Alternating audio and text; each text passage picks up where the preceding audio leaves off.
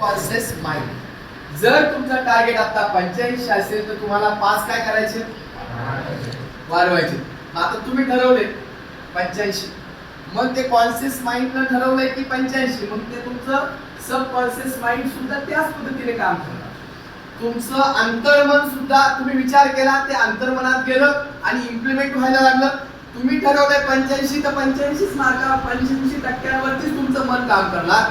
पण आपण जर ठरवलं की जे 85 म्हटलंय त्याला 90 म्हणायचं, ज्याला 90 म्हटलंय त्याला 95 म्हणायचं, तुमचं मन घुमतंय, काम करतंय।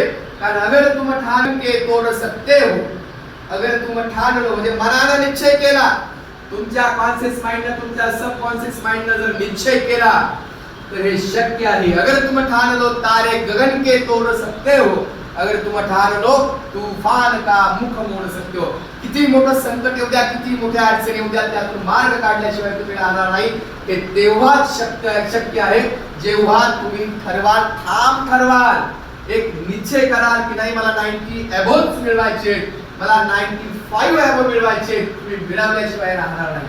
100% मिळवणार। ती शक्ती तुमच्या मनामध्ये प्रचंड शक्ती आहे। त्या शक्तीला फक्त आपल्याला जागृत करावं लागणार आहे आणि त्या मनाच्या शक्तीला जागृत करण्यासाठी मोबाईल सारखे गॅजेट आपल्याला